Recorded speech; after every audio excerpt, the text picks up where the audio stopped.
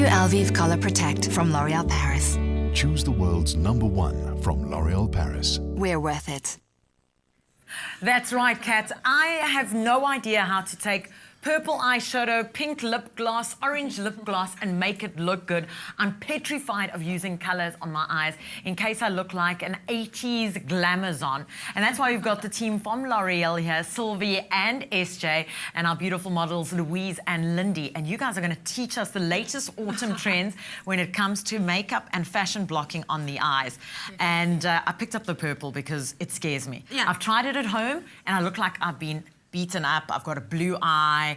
I can never get it to look properly. What are the steps? Talk us through how we can have fun with colour this autumn and what are the hottest colours for autumn? First thing is stop being so frightened. You can always take it off. Now, just remember, when we're doing colour, when we see colour blocking on the runway, it's inspirational. You don't have to do that in real life. Okay. Okay, it's the same as the clothes, the haute couture. You're looking at kind of like see-through dresses and stuff. We don't expect you to wear them in real life either. We just want things to be simple and easy for you. And this really is a new take on the smoky eye. It's a new take on the molded eye. It's so much easier. And all you do is you literally go in with a fingertip or a sponge tip brush with one of these sort of crease-free shadows, and you go dab, dab, dab, dab, dab, dab, dab, pat, pat, pat, pat, pat, pat, pat. Check that it's all in place. Add a little mascara. So you go on the actual eyelid. I go on the actual eyelid. That's where the colour blocking section comes in. But what that gives you is a kind of derivative smoky eye, which is quite nice. So it's a little bit sexy, but it's still playful. What I do avoid, though, which we have in the smoky eye as opposed to the colour blocked eye, look up for me, love, is I avoid putting too much colour under the lash line. So, I do that. That's so wrong. Yeah.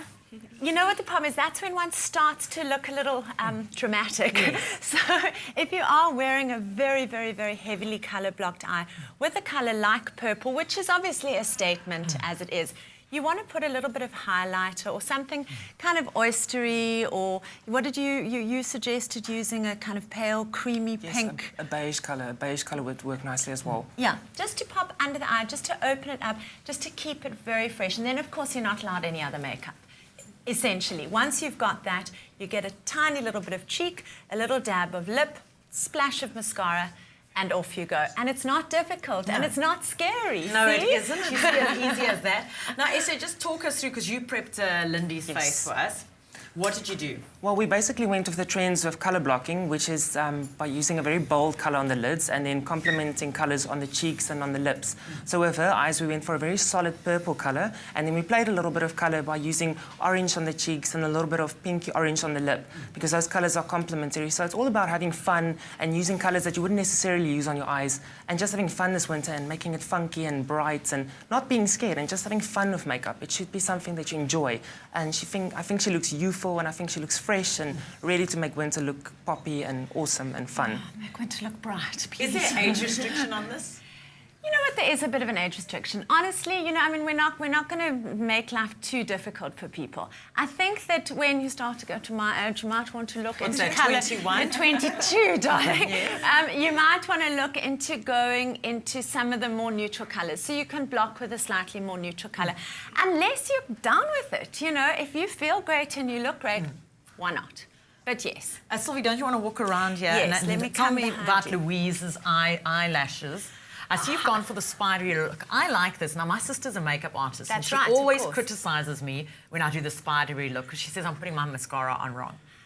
You know, it's a look. It Yes. is a trend. And I think with the spidery look, you've got to be quite careful to make sure that it does look spidery. So that there's that fine balance between clumping your feathery mascara and spidering your spidery mascara, if that makes sense. So if you are going for the spidery look, you've really got to work into the lower lashes. I use the Lash Architect 4D, which is the one we said basically makes the coffee.